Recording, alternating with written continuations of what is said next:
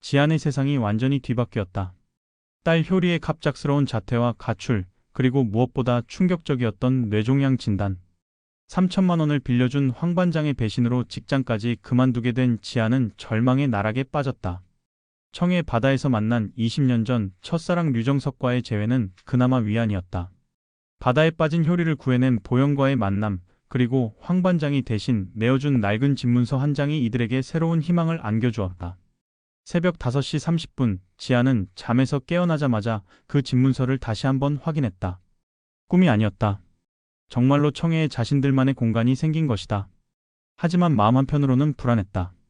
효리의 수술비도 마련하지 못한 상황에서 집 수리까지 할 수 있을까? 효리는 여전히 깊은 잠에 빠져 있었다. 어젯밤 바다에 빠진 충격 때문인지 얼굴이 창백했다. 지아는 조용히 밖으로 나왔다. 청해의 새벽 공기는 차갑지만 맑았다. 바다에서 불어오는 바람이 그녀의 복잡한 마음을 조금이나마 달래주는 것 같았다. 일찍 나오셨네요. 뒤에서 들려온 목소리에 지안이 돌아봤다. 정석이 커피 2잔을 들고 서 있었다.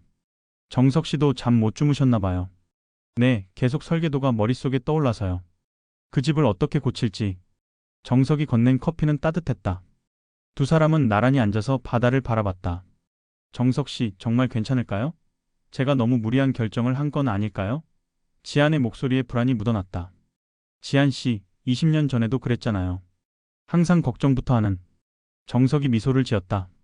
하지만 결국엔 모든 걸 해내더라고요. 이번에도 그럴 거예요. 그의 말에 지안은 조금 안심이 됐다. 그때 효리가 나타났다. 얼굴에 아직 잠이 덜 깬 듯한 표정을 짓고 있었다. 엄마, 또 혼자서.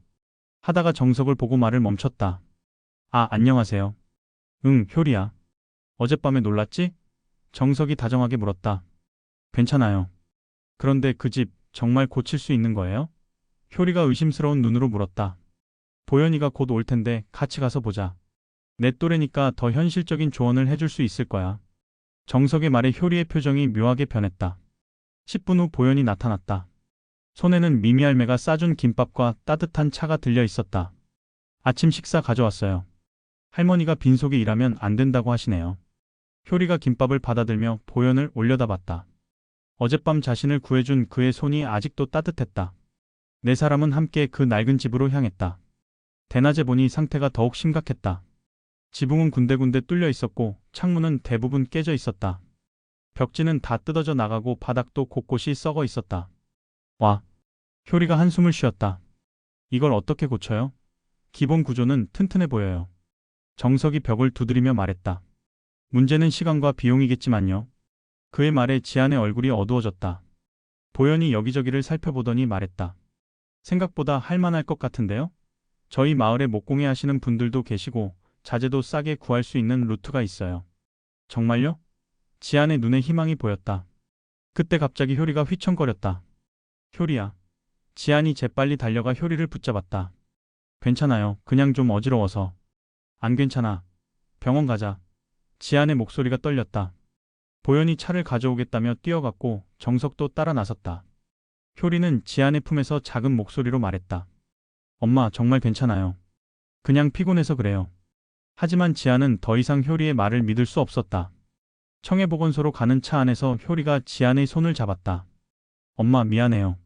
어젯밤에 너무 심하게 말했죠? 무슨 소리야? 엄마가 미안해. 내 마음도 제대로 몰라주고. 이제 알잖아요.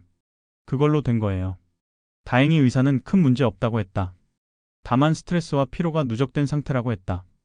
수술은 언제쯤 받을 예정이세요? 의사가 물었다. 아직 정확한 날짜는. 지안이 말을 흐렸다. 너무 미루시면 안 됩니다. 늦어도 이번 달 안에는 하셔야 해요. 의사의 말에 지안의 가슴이 답답해졌다.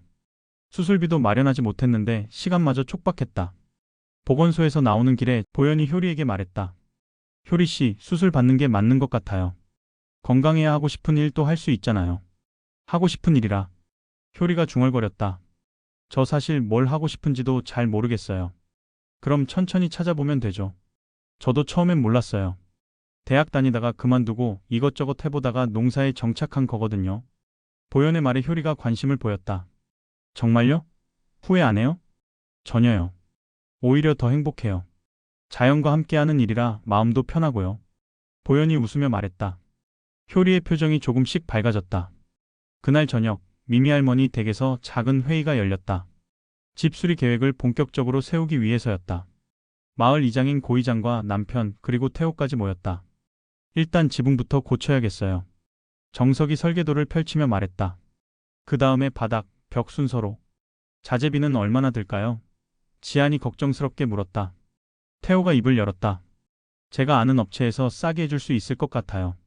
마침 서핑클럽 회원 중에 건자재 사업하는 분이 계거든요. 정말요?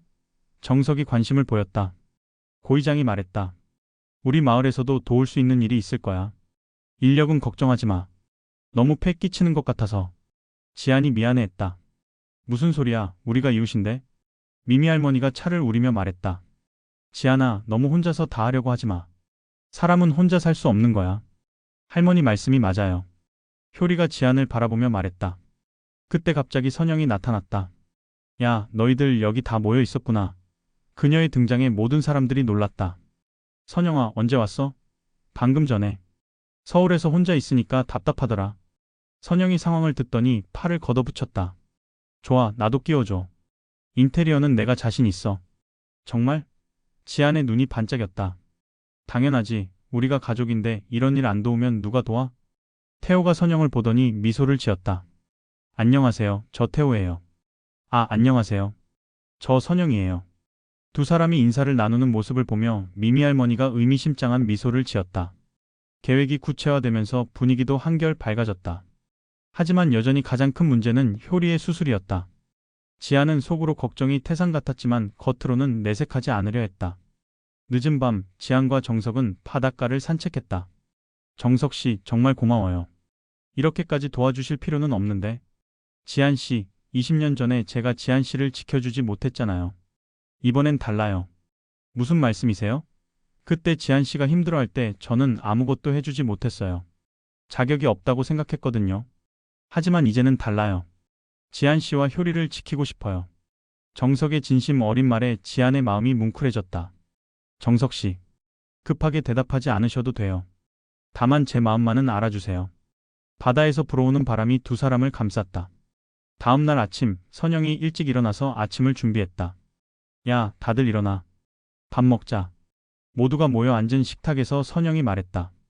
지안아, 수술비 걱정 말고 일단 날짜부터 잡자. 선영아, 그게 그렇게 간단한 문제가 아니야. 간단해. 내가 먼저 빌려줄게. 우리 식당 매출이 요즘 좋거든. 선영의 제안에 지안이 고개를 저었다. 그럴 순 없어. 그때 효리가 입을 열었다. 엄마, 그냥 받아요. 저도 빨리 수술 받고 싶어요. 효리야. 정말이에요. 이제 도망치고 싶지 않아요. 수술 받고 여기서 새로 시작하고 싶어요. 효리의 말에 모든 사람들이 안도의 표정을 지었다. 보현이 말했다. 효리 씨, 잘 결정하셨어요. 수술 받고 나서 제가 청해 구석구석 다 안내해 드릴까요? 정말요? 효리의 얼굴에 처음으로 밝은 미소가 떠올랐다. 약속해요. 네, 약속해요. 보현과 효리가 손가락거리를 하는 모습을 보며 지아는 마음이 따뜻해졌다. 그날 오후 집 수리가 본격적으로 시작됐다. 마을 사람들이 모두 나와서 도와주었다. 고이장 남편은 목공일을 맡았고 태호는 자재 운반을 도왔다. 선영은 인테리어 계획을 세우느라 바빴다. 효리와 보현은 함께 페인트 색깔을 고르고 있었다. 이 색 어때요? 보현이 연한 하늘색을 가리켰다. 예뻐요. 바다색 같아서 좋아요.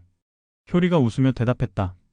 두 사람이 자연스럽게 가까워지는 모습을 보며 지아는 미소를 지었다. 효리가 이렇게 밝은 모습을 보인 것이 얼마만인지. 수술만 잘 되면 정말 새로운 시작을 할 수 있을 것 같았다. 하지만 그때 또 다른 전화가 걸려왔다. 이번에는 병원에서였다. 효리 씨 보호자 맞으시죠? 수술 날짜를 더 당겨야 할 것 같습니다. 의사의 말에 지안의 얼굴이 창백해졌다.